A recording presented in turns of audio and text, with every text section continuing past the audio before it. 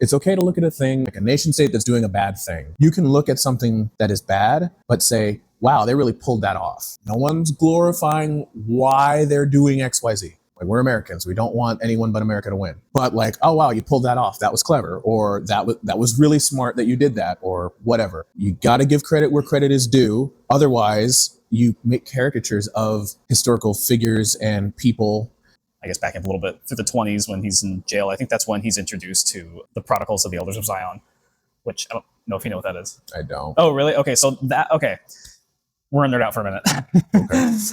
Welcome, everybody, to the Black and White History Podcast. Make sure to like and subscribe. We are your hosts, Christian, and... I've decided I don't like war anymore. You liked war? I mean... It would be wrong of me to say yes. Maybe that's another episode. Yeah. I just love killing. I don't know. Crumbopulous Michael. So I never liked war. Like, war is not a good thing. But if you're going to do it, like, make it a good one. Like, don't make it like a crappy little war. Like, rock 'em, sock 'em, you know? And now I'm just like, nah, man. I don't think there is any such thing. War, man. Well, not quite. Make love, not war. Yeah, we're getting there. Yeah, we'll get there. The world is like, hold on. We've been doing this for like 10,000 years. Like, can we like give it a break? And they're like, no, we're gonna do it harder. Yeah. So yeah, we have, I guess, like a couple part series here. It's kind of more like a 3-parter. Like the build up of the Axis powers, and then now the kind of analyzing just like the European side of things, and then we'll kind of get into like the US and the Pacific side of things later on in like the next episode. And in a little conflict called the Punic Wars. Ever heard of them? Oh, yeah, it's like super long time ago, isn't it? Oh, I was making a joke. Oh, okay. I was gonna say, wait, are we? It's like from Rome and. Sorry. This is the one with the elephants. Yeah, Rome and okay, yeah. Hey, well, I was like, was there like an Operation Punic War like that I didn't read about or something? Operation Elephants in the Mountains. It's World War II. World War II. A lot of things to do with Germany and good old AH. And, spot a bother over there. So yeah, I guess we'll get into it. First, disclaimer. Mm-hmm. I want to make a disclaimer. I don't like Hitler. He's not a good guy. He didn't have good ideas. He's a bad man. Yes, bad man. And because we're historians,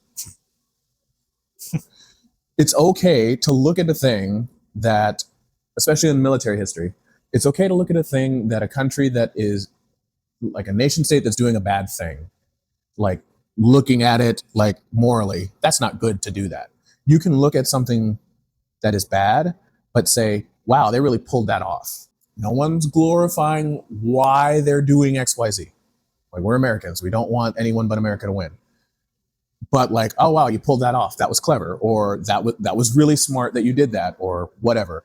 So when you're analyzing history, especially military history, you got to give credit where credit is due. Otherwise, you make caricatures of historical figures and people. And honestly, like the German army, the rank and file German soldier, may have been a Nazi, may have believed, may have not, probably, most of them probably did, but like in any conflict, there's not 100% uniformity. Regardless of what the voting or polling says, there's never 100% uniformity. We shouldn't dishonor the people who actually did the fighting and killing and dying by reducing them to caricatures of like, they're just dumb idiots who just like bumbled their way across the entire continent of Europe. Mm-hmm. Like they had something going there. Now their goals and their ideology that motivated them, not cool. But the tactics, the planning, the strategies, the strategic goals and execution of plans is what we're talking about here, without endorsing the ideology. Is that enough of a disclaimer for you? We're already demonetized, so whatever.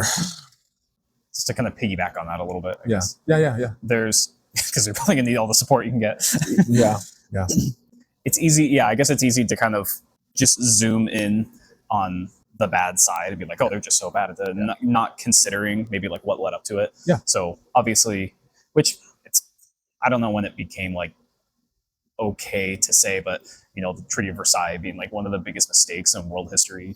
They were saying it at the time. Okay, yeah, probably so. But no one believed them because Germany bad. Right, yeah. And yeah, they've tried to fight the entire world, almost won, but definitely lost.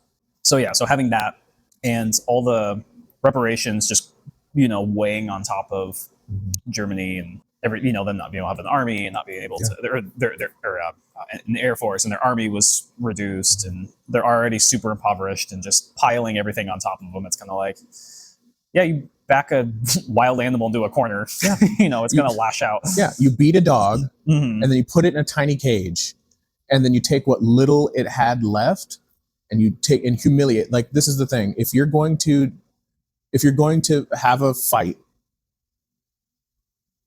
and you win that fight, you either have to completely obliterate your enemy's ability to ever make war on you ever again, or you have to have the idea of reconciling and becoming maybe not friends, maybe not allies, but at least be gracious enough in victory that you don't just piss them off for generations and generations and generations. And like you said, the Treaty of Versailles was not just kicking them when they were down, because they'd just been blockaded for 4 years. The people are starving. The country's in shambles. A bunch of their sons and husbands just died. And now you're humiliating them. And you're taking away their ability not just to defend themselves, like reducing their army, but you're reducing their land mass and taking away critical pieces of land that produced coal and things to keep their economy going. And yes, to potentially make war, but also how do you expect someone who has no money to pay you $11 gajillion? Oh, we'll just borrow and we'll do a weird convoluted web of credit and debt and this, that, and the other, which is all fine until the Great Depression, when no one has any money and the people who have money aren't lending it out. So it's sort of a, what did you expect them to do? Right. It's well, we can either all starve to death or we'll break the treaty, and we're real pissed off either way. So might as well break the treaty. Yeah. And that led up to the Treaty of Versailles laid the foundation for Chamberlain and his policy of appeasement. So when Hitler comes to power and he starts restarting rearmament, when he starts invading places, he uses the pretext of, we're just getting back what the Treaty of Versailles, which was so unfair and this, that, and the other. We're taking all of the things back that the treaty stole from us. We're just restoring ourselves to where we were before, because we're so impoverished and in so much hardship. We need these things back. And there's a kernel of truth in there. They really don't have any way to be a functioning country for the foreseeable future. They can muddle along for a few years, but if you don't produce anything and you can't borrow any money, what are you supposed to do? Just you become a vassal state. You become, slave is a strong word, but you become beholden to other countries. Yeah. Which the German people had just won. What is it? Not the German Civil War, but where they declared their independence. They became a unified Germany. Yeah. First Reich and stuff like that. Yeah. And that was less than 100 years before. 1800s. Yeah. So. So there were conceivably some people who remember that event and then have it all taken away, and now you're way worse off. So would there have been a treaty that could have avoided this? I strongly think yes. The French were the French were pissed off. And so the French were the big drivers of, no, we're sticking it to them. We're sticking it to them. We're sticking it to them. And then Britain and all the other allies in World War I were well, if you're going to stick it to them, I might as well get my pound of flesh too. That's why it's interesting, maybe seeing the allies starting to kind of have a little bit of guilt later on. And because once Hitler starts, he starts creeping up on wanting to, like you said, starting to retake what was stolen from them. And Chamberlain and I guess just the Allied powers being okay, fine, you can take Sudetenland that's in the Czechoslovakia, and then he's okay, yeah, but maybe we'll take a little bit more land here. And then it's okay, maybe just a little bit, but not too much. Okay, just sign this agreement. Says you're not going to do it again, right? I have your word. I double pinky promise. I'll never do it again. And then eventually it's okay, we're just going to invade Poland. And it's all right. And then Poland's why? So, and then now we're in World War II. Yeah, so that's how it happened. Yeah, Basically just inching your way on knowing how to play politics. Yeah, just enough to. And the thing is too, like Germany. Okay, so in the early mid 1930s, Germany basically under Hitler, because he had come to power and popularity, and his whole thing was we're going to restore Germany to what it was and reclaim our pride, which is a very powerful motivator when you're down and out. That message is very, very strong. Truth aside, it's a strong platform. So they decide we are just going to rebuild our military. We're just going to do it and basically dare you to stop us. And there's some stuff with the League of Nations that basically the League of Nations was established by the treaty. They kind of were hand in hand, but it had no teeth. And so we're not going to get too much into it here, but Japan basically revealed that the League of Nations was not going to intervene in basically any conflict. They were just going to like write a strongly worded letter and then let you do it anyways.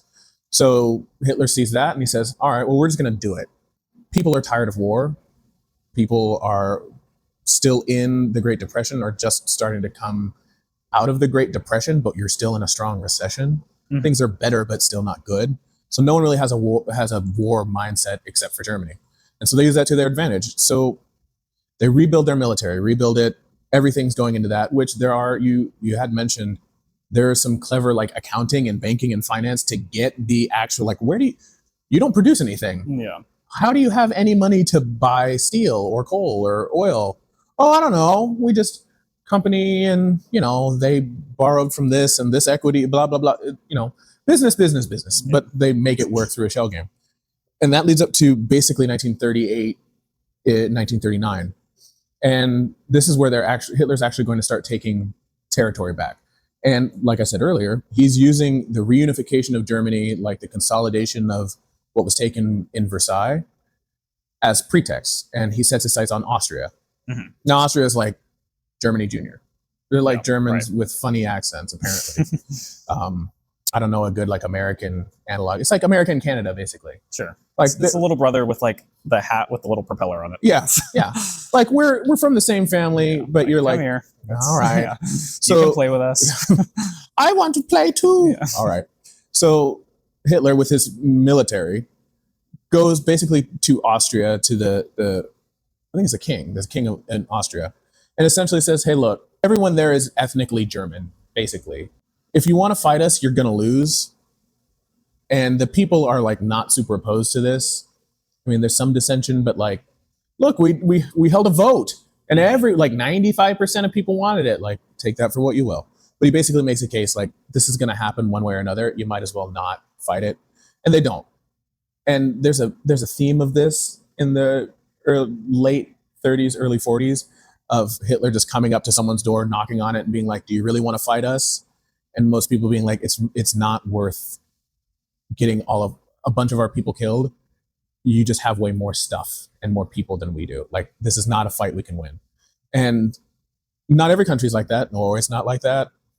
The Netherlands aren't really like that. But it's also sort of, if you're a ruler, you have to make that judgment call of like, how much blood am I willing to sacrifice for something I know that we can't win?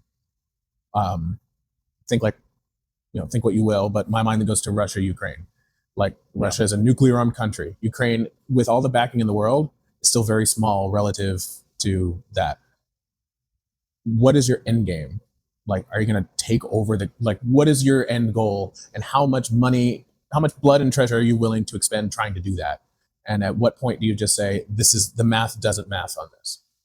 And reasonable people can disagree. So, but in Austria's case, they said, fine. And Germany annexes Austria in late 38, early 39. That's step one. So that, and then the Sudetenland. Let's look at the USSR. Still kind of having like this agreement where, Hitler's like, okay, I want Poland. Yeah. And USSR is like, okay, well, how can we try to make this work? And basically just splitting it in half, which is funny because obviously they became like mortal enemies, but that's really is like both of them doing that is what started the war in the first place and everything. So I know there was like a pact that they had signed, the Molotov-Ribbentrop Pact, and which he ends up just shredding it, just like the Treaty of Versailles later on when it becomes convenient. Yeah, yeah, basically. Again, back to sort of Chamberlain. When Hitler annexes Austria, he retakes the Sudetenland out of Czechoslovakia, and now he takes parts of Bohemia. So instead of just like the historical land that kind of a thin case could be made, like ethnic Germans were there, and this and the other. Bohemia is not like that. They are Czechs. They are their own kind of people. But there's a lot of good resources there, and if we're going to take over the world, we're going to need it. So he basically takes that section of land too. And at this point, the French and the British say, okay, no more. You're not going to do any more. This is a piece of paper that says you double pinky promise not to do any more. And it was like, oh yeah, sure, I'll totally sign that. I promise, guys, I really only wanted this one thing. And Chamberlain especially sort of takes that back to Britain and it's like, see, look, I've secured peace and it's going to be great, guys, and we're going to be best friends forever with Adolf Hitler. Yesterday afternoon,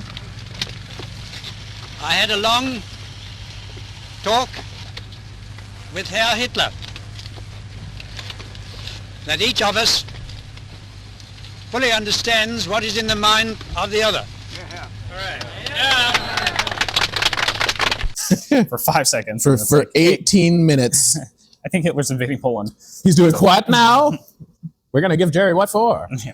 So, yeah, that's exactly what happens. He signs that, and then in September of 1939, Germany invades Poland. Yeah. So Germany comes in like, yeah, and Russia comes in like, yeah, and they kind of, like you said, kind of split it down the middle. So the British and the French sign basically an agreement with Poland and say, if you get attacked or invaded by Germany, we will come into the war. We will come in and stop that. We will defend you. And so Poland says, all right, I'm feeling secure about this. I will let Germany basically get right up on my border, knowing that you have my back. And then in September, Hitler invades, Russia invades. So that sparks a war. Chamberlain basically calls over to Germany and says, no, you promised. Look at this piece of paper. And Hitler says, he basically gives him the middle finger. And so, okay, I guess we're in war now. So that is the official start of World War II. Yeah. I mean, from a conflict standpoint, although ask the Austrians and the Czechs and the Poles, it started before that. But yeah, I mean, it's, it started for each country kind of depending on when they physically put themselves into because I mean, geez, Mussolini sees this. He's like, ooh, like Italy should get in on something like this. And so he invades Ethiopia, but he doesn't actually become officially aligned with Hitler till later on down the line. So it's kind of like, well, that's technically World War II because it was just happening during World War II, but he wasn't really fighting alongside the Axis powers like that till later. So it's kind of like... Yeah, I think the difference between like a world war and just multiple small independent wars going on at the same time is the alliance web. Yeah, right. So that was not in place until Poland in 1939. Right, yeah. I mean, that's a good, like, probably the best objective. That's the one we're using. That's the one everyone uses. We're using that one. Everybody uses it. Invasion of Poland. So after Germany and Russia invade Poland, Russia then tries to invade Finland. Now, why are we messing with the Scandinavians? Well, because Finland, Denmark, Norway, they have warm water ports. Specifically, Norway has Narvik, I think is the port. But they have a lot of iron deposits in Finland. All up in there. I can't remember exactly where it is. I think it might be Norway. Yeah, Norway. Yeah, well, just all the Scandinavian. The Scandinavian countries have iron. And if you didn't know, you need iron to make steel. And you need steel to make basically anything for a war. So Russia is going to try to secure those iron reserves. And this is the Red Army versus Finland. Now, no shade to the Finns. I'm sure they're lovely people. Great people, the Finns. But it's Finland. Like, there's just not a lot of people there. Yeah. So Russia's expecting to steamroll Finland, and Russia does not steamroll Finland. Yeah. Finland holds the Red Army back for a second. Yeah. For like a hot minute. Eventually they do lose. But what critically that does is it shows Hitler that, hey, the Red Army is not invincible. Like, they have a lot of people, but if you can't take over Finland, like, they can push you back, then either your tactics are weird, your equipment's not right, something's off here where you have a potential weakness. So it's like Hitler will remember that. Yeah. Yeah, I guess that's kind of like when he ends up tearing up their the Molotov-Ribbentrop pact. I know I'm Yes. probably jumping ahead a little bit, but like Yes. in terms of relations of Yes. Germany and the USSR with Stalin.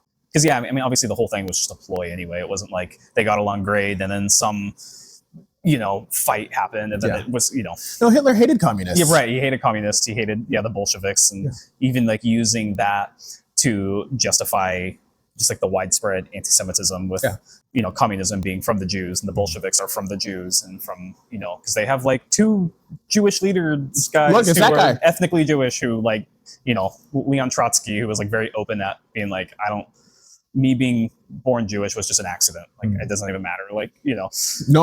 yeah. And then I mean, obviously, I guess back up a little bit through the 20s when he's in jail. I think that's when he's introduced to the Protocols of the Elders of Zion, which I don't know if you know what that is. I don't. Oh, really? Okay, so we're gonna nerd out for a minute. Okay. This is such a weird thing. There's the reason why, because it is kind of like, what is it about the Jews and like with Jews and communism and Bolshevism? Like, I don't even like, what is the actual connection there? Well, That's a fair question. I don't know why I've never asked that question. right? Yeah. So, at the end, leading up to the Russian Revolution in like the early 1900s, like 1903, 1905. Obviously, Russia's economy is like in the toilet, and like Right. there's already kind of like some grumblings of revolutions and things They're like not that. happy with the royal family. Yeah, right. The so much anti-monarchy sentiment and everything happening. Some of the secret police from the Russian monarchy, Sergei Nihilus, I think is his name. He's the one who prints this actual like full book. There was like pieces of it before, but he like puts it all together saying, hey, the reason why, look at everyone, trust the monarchy. The reason why there's all this you want to overthrow the Tsar is because of this underground Jewish cult. And they're called the Protocols of the Elders of Zion. And so he has this book, and it's like a big, kind of like a manifesto. And it's all like, for thousands of years, we've been blah, blah, blah, blah. And here's how we're going to take over, and here's how we're going to manipulate the media and like newspapers and everything. And so it's like, look, see, they want to throw us over. Like, don't, And so, and basically with that book then ends up getting exposed as being almost word for word in many places plagiarized from this other book by this author named Maurice Joly. It's like in France or something. He writes this book called A Dialogue in Hell. Do you know who Machiavelli is? Yeah. Okay. So it's Prince. Yeah. So and then Montesquieu. Yeah. It's like Enlightenment dudes. Yeah. So this guy Maurice Joly writes this book called Dialogue in Hell, and it's about Machiavelli and Montesquieu in hell, and they're having this conversation about like, how would you be able to take over the world? And if you know anything about Machiavelli, he's like very like, stay in the shadows, like here's how you find power, and It's like better to be feared than loved. yeah, right, and stuff like that, and like don't be like a narcissist where you want all the attention. Like be very meticulous and like it's like very Machiavellian. yeah Machiavellian. So the dark triad thing. There's a whole thing with that. Anyway, but in it has. And so Machiavelli is saying like, well, here's how I would manipulate the media. Here's how I would manipulate like the king, and here's how I would do this, and here's how. So many of those segments in that book were copy and pasted into the Protocols of the Elders of Zion, and so the whole thing was like a huge sham. Just so that's how we know it was like a sham was because like a decade later, someone that was like actually in America, like I don't know, probably reading it like this. Hey, sounds wait familiar. a minute. I've read this before. Yeah. So, but anyway. And there's a whole thing with like Henry Ford printed like the English version of that into America. So it kind of became like this big widespread thing. And at the same time, and that was like during the 20s, that was where Hitler had read that. And he was like, oh, see, this is how. And so a lot of like Hitler really did like Henry Ford. From World War One. And yeah, I guess, yeah, we did all the trading and stuff. Yeah. So sometimes that's what it comes down to. I guess. But so anyway, so that's where a lot of like the anti-Semitism stuff came up from the turn of the century, was from that. And then being like, and this is where you kind of get into, because that book even talks about like owning all the central banks and like all like stereotypical like conspiratorial things like that, where it's like they're just playing us like we're checkers on a checkerboard kind of thing, and they own everything in the media, and they own the whole entire world financial system is all owned by this. And there's a whole thing with like the Rothschilds and like that being tied into it, like in that Elders of Zion and stuff. And so anyway, to make a short story long, I don't know if that makes sense. I mean, I kind of blew through some stuff just to try to get, but I mean, I okay. Again, the history thing, like I'm not telling you to go out and read Mein Kampf, but it is from a historical and a like academic point of view. Like it is useful to understand without agreeing necessarily. It's good to understand why these people Right. did what they did and why they believed what they believed, so that you can like this person wasn't crazy, he was deceived, or Yeah. he was crazy and also found something to attach the crazy to, or this nation was humiliated and found a scapegoat. Like, and that's kind of what it was. you have to follow it back. There's a bunch of problems like, well, geez, there are a lot of like pretty wealthy Jews and stuff like that. And so it's like the Mexicans. Yeah. And so it's like, well, yeah, look, see, because they own all the, look, see, it's in the Elders of Zion thing. And so that's kind of like using that to kind of step forward more and more and more until now you have a whole Holocaust for your.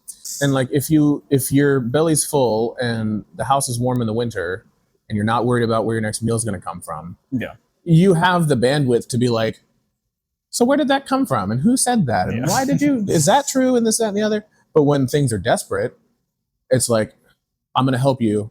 Look, here's my sources. Like, you don't have the time, energy, resources to do a, even more than a cursory, like, all right, whatever. It could be like that rock's fault that my family's dying. Like, if you're telling me that smashing that rock into pieces is going to fix all my problems, like, fine, whatever. Yeah. I don't really care if it's true or not. I just care whether or not we eat. Yeah. So, People are desperate.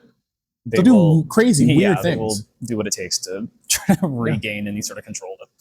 Because you think like the German people, like stereotypically, and there's truth to it, not historically unintelligent or like particularly vicious necessarily. I mean, go back in history, everyone's pretty nasty to each other, but like modern German, like the last 150, 200 years, like you don't think of the Germans or the Austro-Hungarians as like a backwards people.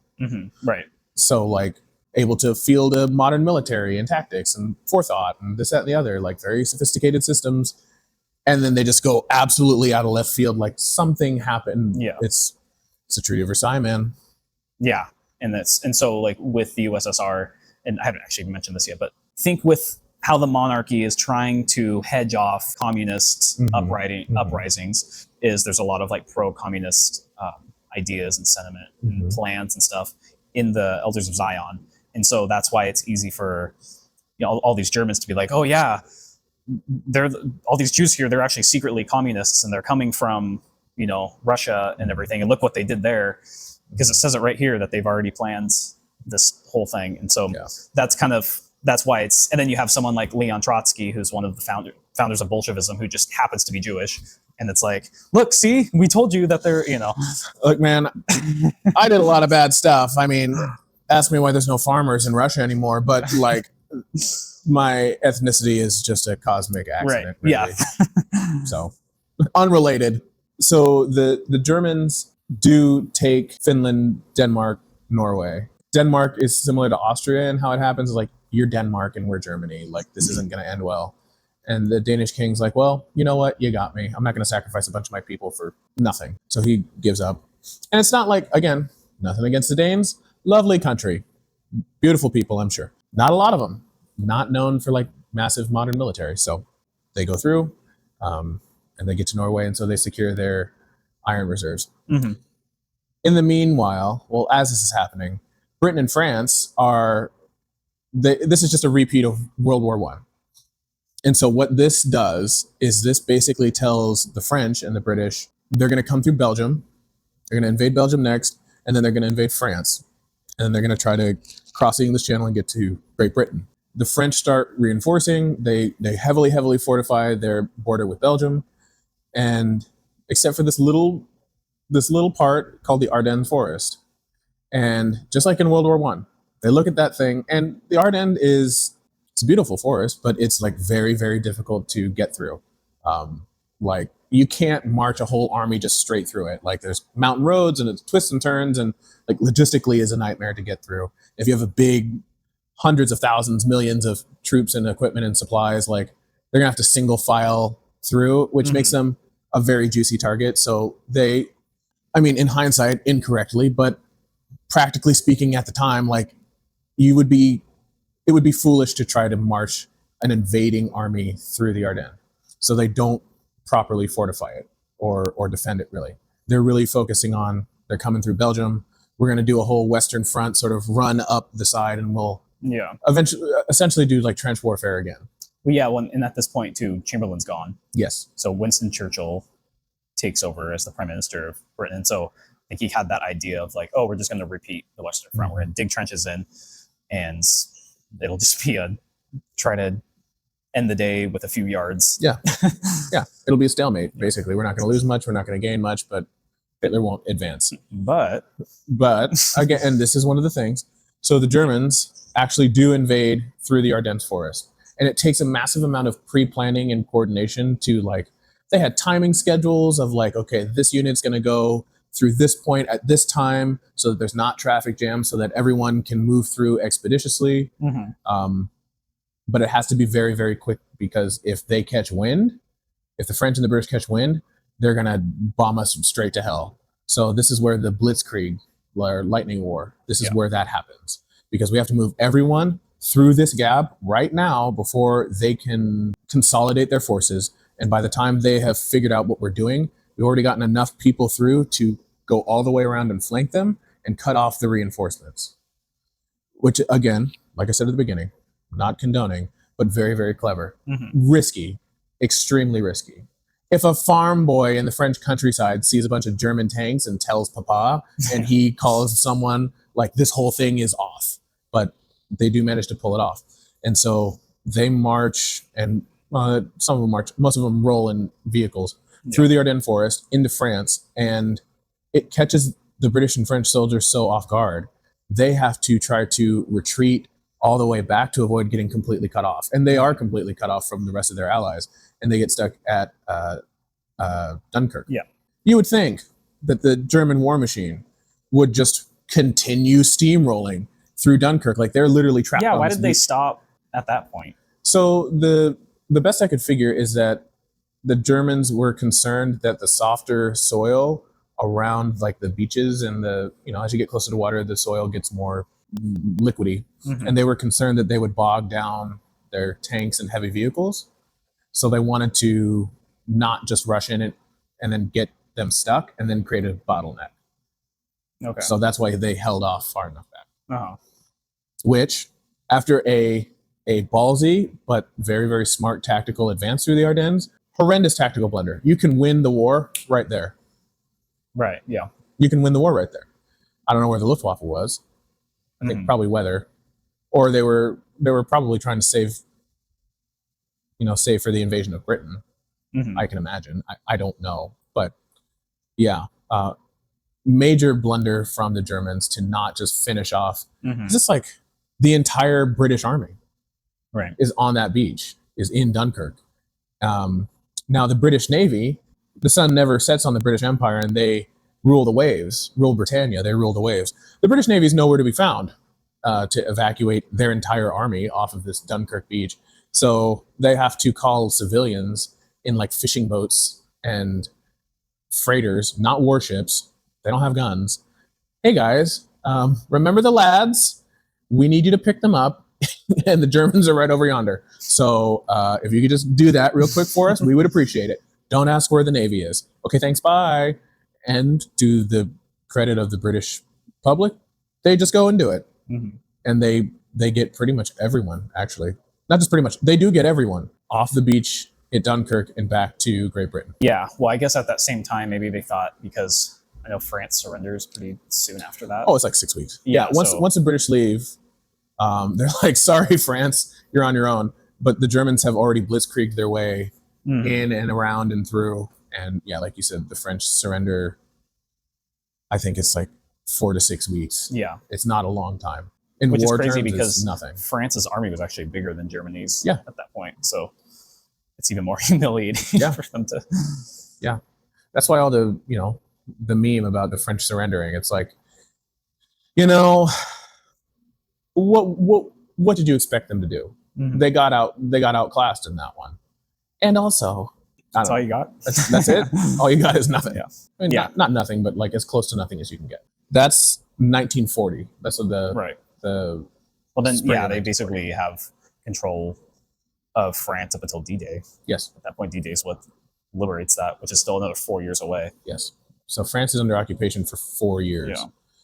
So after France surrenders, now all there is between Britain and France is the English Channel, which you can see Britain on a good day from high enough. You can see it from over there. It's far, but not too far. Hitler sends the Luftwaffe, the German Air Force, to go and bomb the hell out of Great Britain. Mm-hmm. At least that's his plan. Now, the Royal Air Force, they spool up their planes, chocks away, and they go give Jerry what for, and the Battle of Britain starts, and that's an air battle. So, like, remember World War I, where, like, the planes are just basically, like, dogfighting in World War I is just two guys with pistols shooting at each other in They're kind of planes. putting around in the air. Yeah. And then, like, they're made out of paper Yeah. and, like, spit and glue. That is not the case in World War II. We have full metal airplanes, like massive bombing ordnance, and like it's a big thing.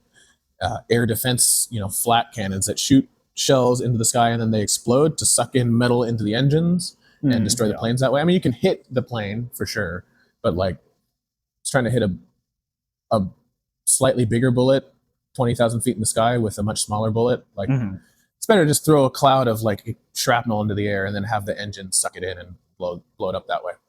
But the British and the Royal Air Force defend the island and so severely deplete the Luftwaffe. I think I read it was like they took like 30% of the German Air Force out in just planes. Yeah. And then it's like 45% of the experienced pilots. So that is the other thing about like any sort of war, but especially air war, when it's this new, you don't have that many people who know how to fly planes. Like we've only had planes for like 5 seconds at this point, let alone people experienced enough to fly them in combat, use the guns and bombs and all that stuff. Like we don't have that many people who can do that. And so to lose that many of your experienced pilots that early in the war, like the Luftwaffe is not like completely out of the war at this point. They're still there, but severely diminished. And I think that I don't know if at this point they were thinking about D-Day when the Battle of Britain was happening. I think it was so far in the future and the U.S. wasn't in the war at that point. Yeah. But Churchill really wanted the U.S. to be in the war like from the beginning. So who knows if that was the long game. I think probably it was just to stop Hitler from invading them at that point. But it did set up like the Luftwaffe is way diminished. So now when we get to D-Day, they're not just getting destroyed from overhead. I mean, this is also Germany and Soviet Union aren't actually at war at this point. Correct. I know we've kind of like jumped around a little bit and stuff, but it's not until he opens up that Eastern Front that then something like D-Day would even be possible. Right.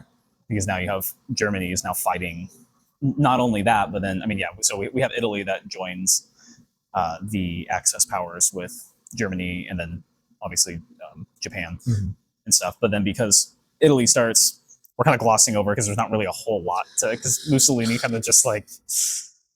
They hang out down there. Yeah, he just kind of has a couple he takes over Ethiopia, all like the easy countries where they're still, maybe using bows and arrows and stuff. And Greece. Yeah.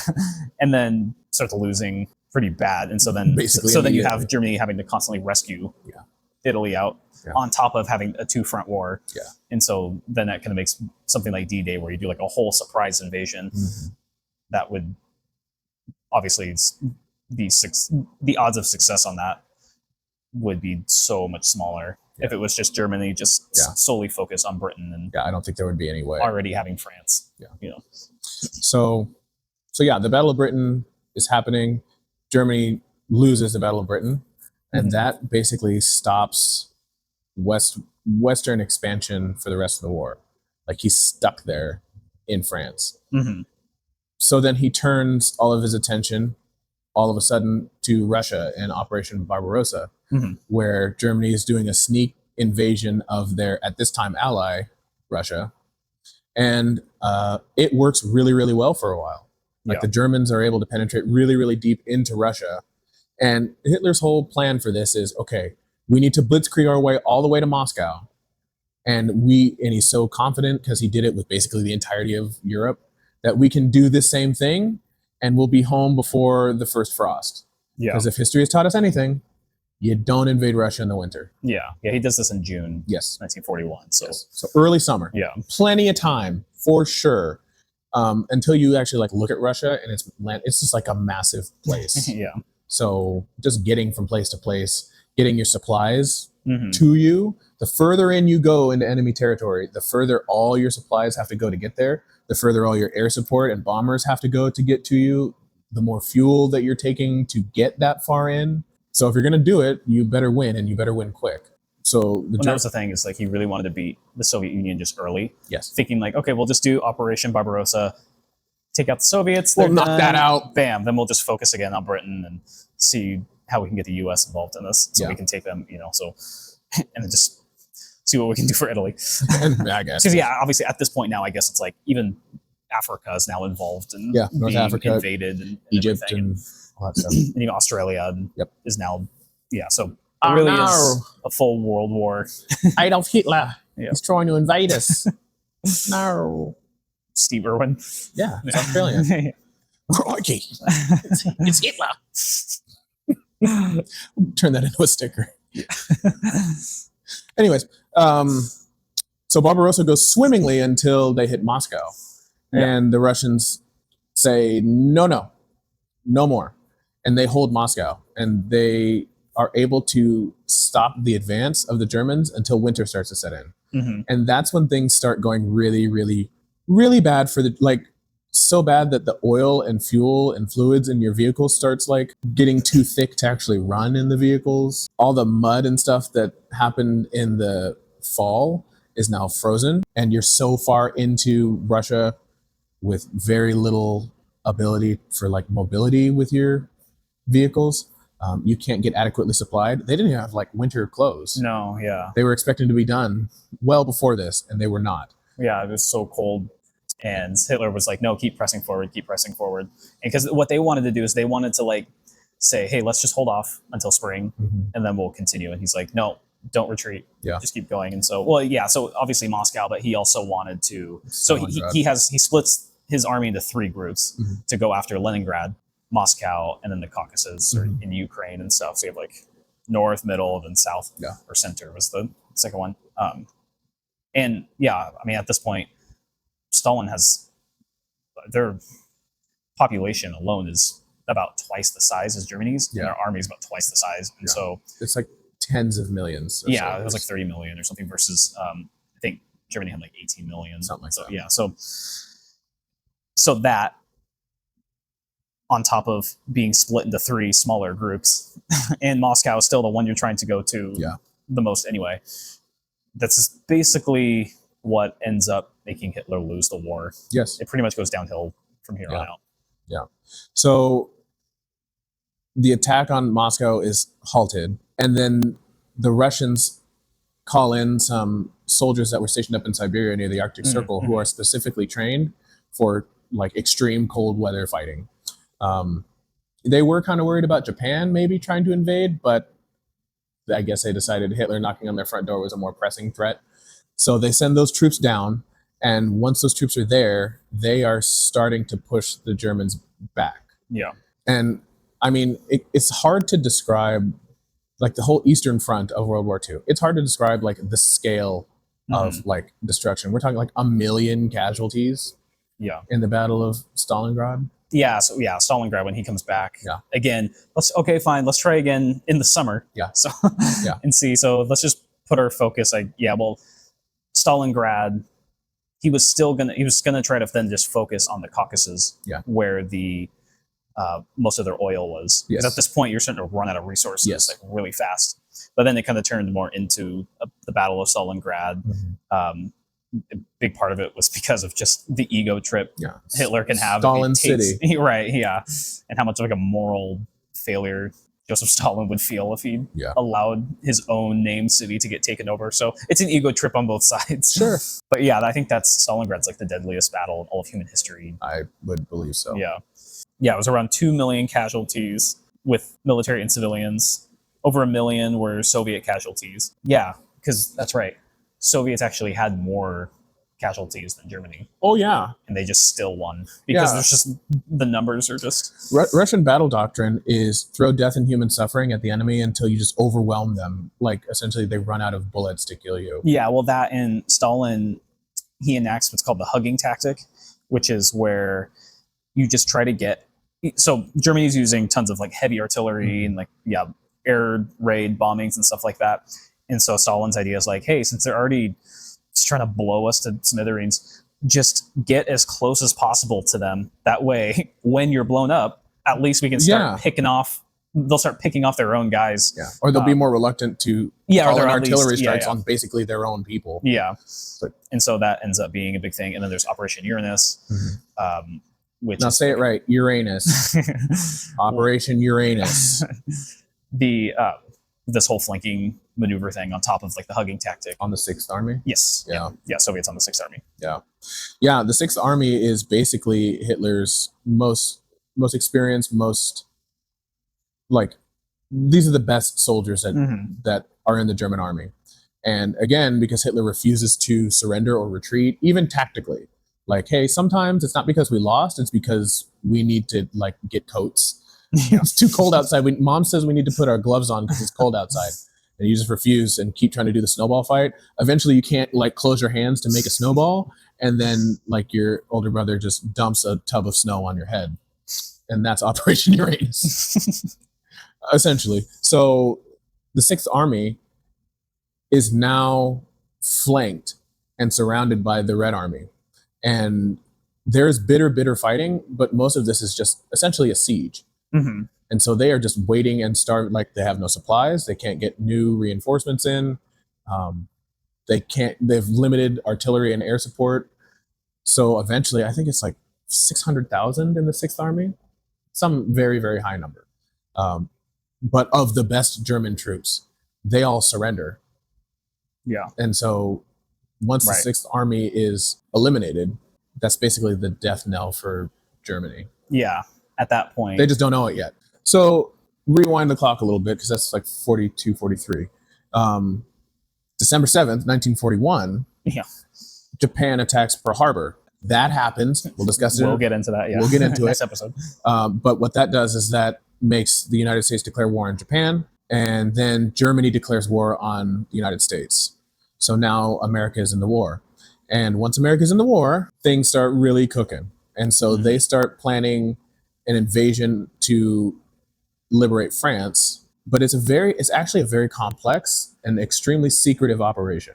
Operation Overlord, I think is what it is. So basically, we have to get a bunch of Americans across the Atlantic Ocean to Great Britain, get all these ships and landing craft and get everyone trained in amphibious warfare. So like landing from boats onto land, because it turns out it's not that straightforward to just like drive a ship onto the beach and then run off. Yeah. You wouldn't think it's that complicated. It turns out it's actually more complicated. Plus there's so many defensive fortifications. You've seen Saving Private Ryan, roll the clip. But like, it is heavily fortified. It is not easy at all. So you need to train these people to overcome all these blockades and barriers. You have to climb up cliffs in some sections of the beach. And you have to do all of this without the Germans finding out what you're doing. Meanwhile, the Luftwaffe is still bombing London and I guess that's southern England. Normandy.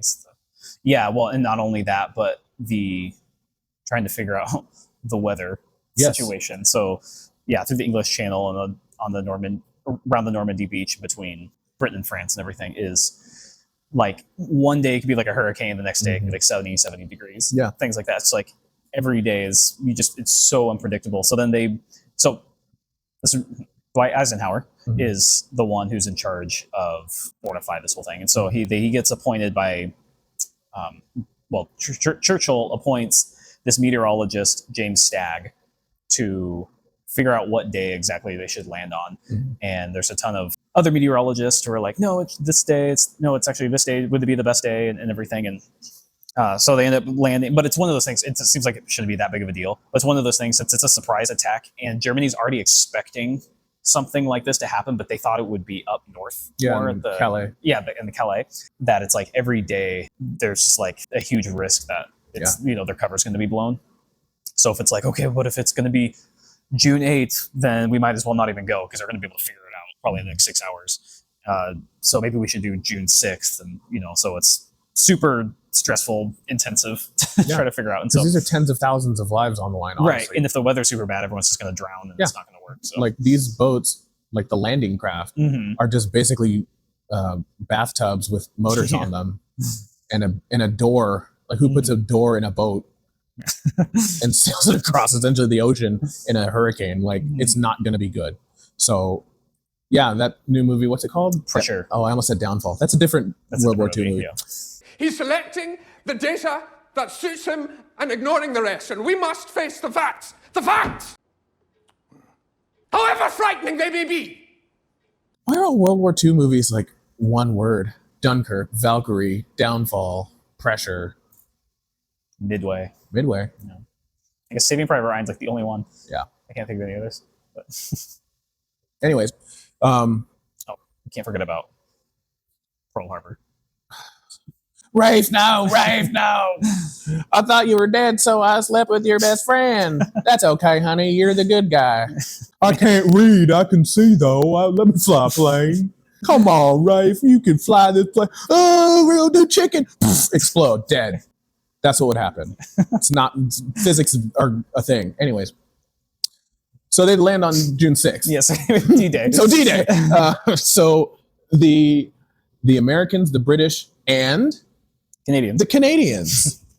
Sorry about that. The Canadians. They all get in a bunch of little boats and they cross the English Channel and they land at Normandy. So there's 5 different landing zones, different sections of the beach. So there's Omaha and I almost said Nebraska. That is not true. Utah and Omaha is where the Americans land. And then the British land in Gold and Sword. And then Canada lands in Juneau. So all these different beaches where it's all happening. And it's interesting because at this time too, we haven't talked about Rommel. The Desert Fox. So he, one of Hitler's like pristine generals, basically. He's like kind of responsible for a lot of the early success with invading through Africa. Yeah, the North African campaign. The Africa Corps is led by Erwin Rommel. Well, then when Hitler, he ends up dividing, this is kind of more because of, I guess the USSR we didn't mention, but he divides his army into 2 camps, like Army A and Army B. And so with B being on the coast, and then A is what fights the Eastern Front against the USSR. So Rommel, he actually is like one of the only ones that thinks that Normandy is going to be what's hit, but the other German generals think it's going to be up in the Calais and everything. And so he, actually does like fortify the Normandy beaches a ton. But when June 6th happens, he actually isn't even there. He's on leave for his wife's birthday. Oh, and so women. Yeah.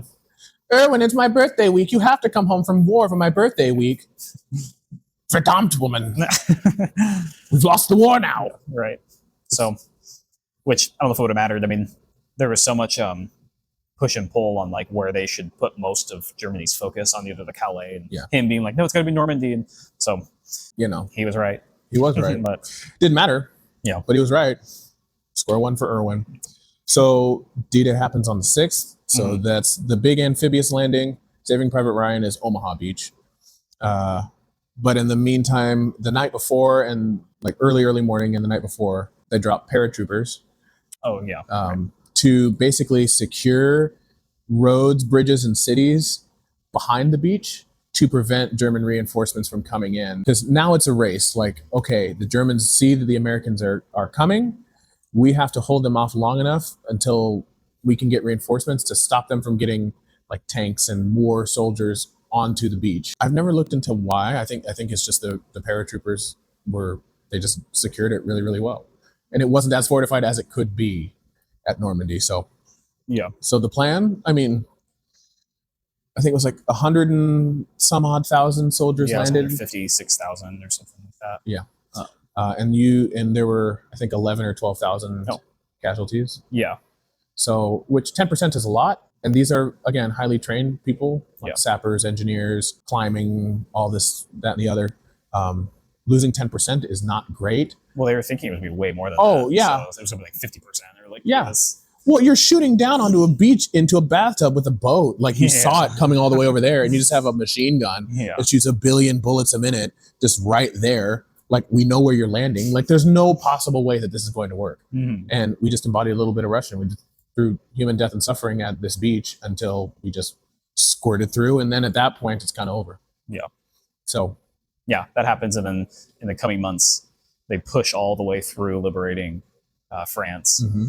And then it's pretty much done for Hitler at that point until like, I guess the Battle of Berlin is really what seals the deal, I guess. Yeah. I mean, the Battle of the Bulge is... Or the Battle of the Bulge too. I guess we haven't talked about that. But so the Battle of Berlin is the that's ending the final. point. That is the final battle. The Russians... So now Hitler is in the two-front war. Yeah. So, and he's losing both of them. So the sides are squeezing in on him. So what Hitler wants to do, it's really his last-ditch effort, is at the Battle of the Bulge, and it's right at the Ardennes forest. So he says, hey, you know how the Blitzkrieg through the Ardennes to start this whole thing worked like a charm? Let's do that again. Because no way we would do that risky, terrible, ballsy thing twice and have it work. Well, and also at this point, Italy's like out of the war. Oh, yeah.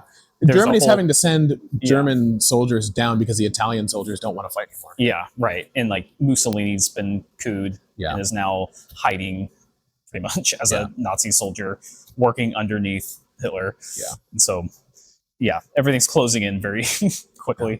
Yeah.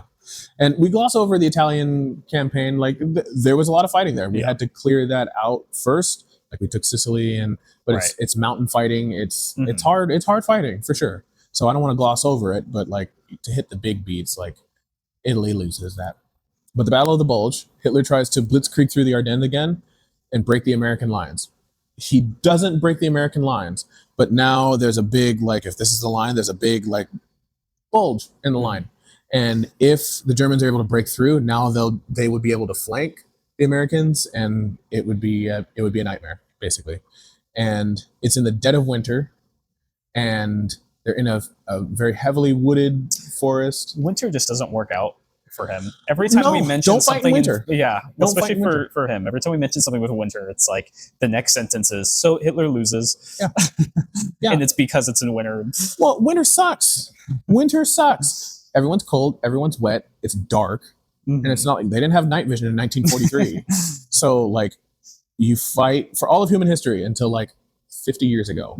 You fight when the sun is up, and you stop fighting when the sun goes down, unless it's like a very specific thing, and then like whatever, because we don't see very well in the dark generally. So in the wintertime, the amount of fighting that you can do with available light is less. The terrain is much harder to traverse. It's much harder on equipment. You need more food to like keep your internal temperature going, and then have enough energy to like not just fight, but do like basic chores like digging holes and cleaning things. This is why they have meth. Yeah. You need meth to fight in the wintertime. I mean, have you ever seen a crackhead fight? Spring, summer, winter, fall, rain or shine, those crackheads are out there. So there's something to it. So that's a clip. There's something to it, man. I'm telling you. Ask Pookie. So the Battle of the Bulge, and it's like the Germans are sending artillery shells into the forest, and they're setting the timer so that they airburst above the ground so that they hit the trees, and the trees will shoot like shards of wood down into the foxholes of the people fighting. And it's very, very effective. I can't remember the exact unit or what the battle or town was called, but like early in the Battle of the Bulge, there was a group of like less than 50 Americans who were holding a town, like a crossroads, and they see like essentially the entire remainder of the German army coming up the hill, and they're like on the radio asking for artillery support. They're like, hey, it's the German army, they're coming, they're attacking. And the American artillery commanders are like, no, they're not doing that. So the Americans basically hold off. I don't know if it was an SS battalion or something like that, but they hold off, I think it's like 500 or 600 German soldiers, and there's like 30 or 40 Americans. They hold the crossroads long enough for reinforcements to come in to where the Battle of the Bulge would be happening. Otherwise, they would have just been blitzkrieged. Yeah. I don't know if anyone's ever used blitzkrieg as a verb, but you've been blitzkrieged. Yeah, I'll have to look that up because that's extraordinary. And the Americans didn't get all wiped out either. They only had like a handful of casualties. Right. But this late in the war, and the Germans at this point, especially, I mean, consider the Holocaust, like they're no strangers to like desperation and brutality. Like there were reports that there was a massacre, that the Germans massacred a bunch of Americans. And so when news got back to like a bunch of Americans that had surrendered, so they just killed them all. And it's debated whether or not that's actually like fully true, like what was told versus what happened and this, that, and the other. But when the news about that got back to the Americans at the Battle of the Bulge, instead of scaring them, that like spun them up so much, because we have to fight double hard now, because it's not even like we'll get taken prisoner.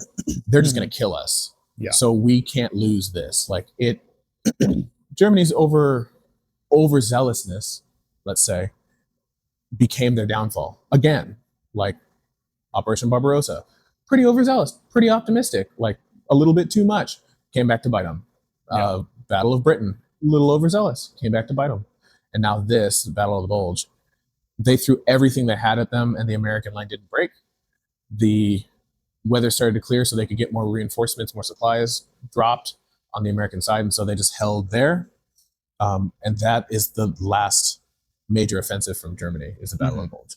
And they lose because it's winter. Meanwhile, the Red Army is advancing and just slow marching all the way into Berlin in March of 1945. Yeah, it's in May that Germany surrenders. Yep. So Battle of Berlin happens, and then classic Hitler in a bunker. Yeah, and lights out. At this point, they're having like kids and old people defend Berlin. Yeah, because there's no soldiers left. Yeah, it's rough. It's not good. But the Russians capture Berlin. Hitler self-harms. We're this deep into it. I don't think the algorithm's gonna. Yeah, Hitler blows his fucking brains out. There you go.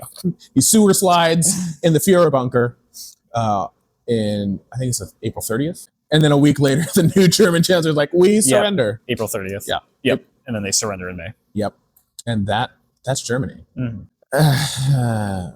Now, you might ask, like, well, what about Reconstruction? Well, that's a cold topic. Oh, yeah. We'll get into that in future episodes. Yeah. We have a whole... Speaking of winter. Yeah. Yeah. We have a whole other theater in this war, plus another whole war after this, before we get into the Winter War. I mean, the Cold War. But anyways, that's a problem for future you. There you go. A few episodes away. Yes. So we'll see. Cool. All right. We did it. We did it. We did half of it. Yep. Okay. Well, thank you everyone for sticking around, because everyone stuck around to the whole end of the video. So. Look at the analytics. Yep. I don't know. I refuse to do that. I've never looked at a single analytic. There's really no point. There's really no point. We're just going to keep rambling. Yeah. And more and more people subscribe and watch. So but I don't know. Yeah. Everyone loves a good Revolutionary War, but now we're getting into World War II, and we're going to start talking about politics and like follow-on effects and global hegemony and nuclear war, and that gets a little divisive. Yeah, the more modern you get, the more pissed off comments we're going to start getting. So yeah, it's really easy to talk shit when no one is alive from the time period you're talking about. It's harder when people who are actually there are like able to be like, that's not how that happened. I mean, yeah, there's no way we would get any hate comments from anyone being like, how dare you talk about John Adams that way? But I'm sure by the time we get to Watergate, people will have some thoughts about that. Might make some enemies on Nixon being more innocent than I like Rich. Yeah, he's a good guy. Just got caught up in a dirty, dirty world. Yeah. Well, anyway, until that happens, and some other stuff in between, make sure to like, subscribe if you're still here, and we'll see you next time.